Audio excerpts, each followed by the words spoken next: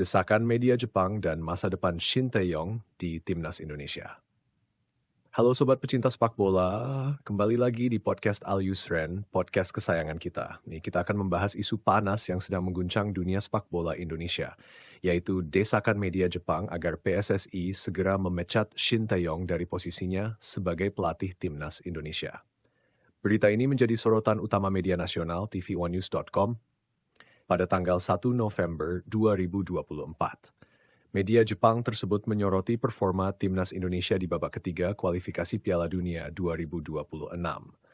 Meskipun Coach Shin berhasil membawa Timnas Indonesia menahan imbang Arab Saudi dan Australia di laga sebelumnya, performa Timnas justru menurun di dua laga selanjutnya.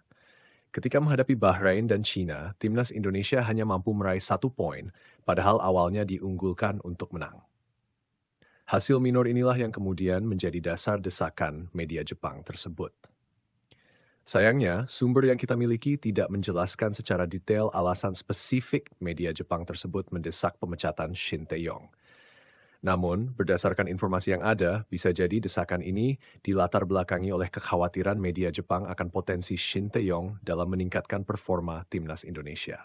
Terutama karena Timnas Indonesia akan menghadapi Jepang di babak ketiga kualifikasi Piala Dunia 2026. Bayangkan Sobat, jika Timnas Indonesia yang diasuh Shin Tae-yong berhasil mengalahkan Jepang di kandangnya sendiri.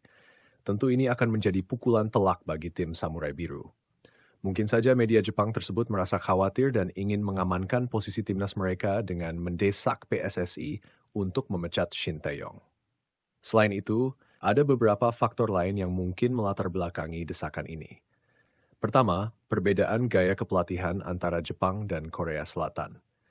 Jepang dikenal dengan gaya bermain yang lebih taktis dan terstruktur, sementara Korea Selatan cenderung lebih agresif dan mengandalkan kecepatan.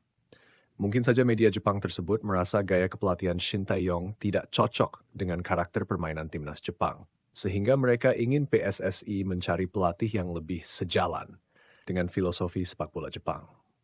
Kedua, faktor rivalitas antara Jepang dan Korea Selatan. Kedua negara ini memang memiliki sejarah rivalitas yang panjang, baik di bidang politik, ekonomi, maupun olahraga. Mungkin saja desakan media Jepang tersebut merupakan bentuk psywar untuk mengganggu konsentrasi Shin Tae-yong dan Timnas Indonesia. Terlepas dari motif di balik desakan tersebut, kita harus tetap mendukung Coach Shin dan Timnas Indonesia. Shin Tae-yong telah membuktikan kemampuannya dalam meningkatkan kualitas permainan Timnas Indonesia. Ia berhasil membawa Timnas Indonesia lolos ke babak ketiga kualifikasi Piala Dunia 2026, sebuah prestasi yang patut diapresiasi. Menarik untuk kita nantikan bagaimana respon PSSI terhadap desakan ini. Akankah PSI mempertahankan Shin Tae-yong atau justru menuruti keinginan media Jepang? Kita tunggu saja perkembangan selanjutnya. Jangan lupa untuk terus mengikuti perkembangan berita seputar Timnas Indonesia hanya di Podcast Al Yusren. Sampai jumpa di episode selanjutnya.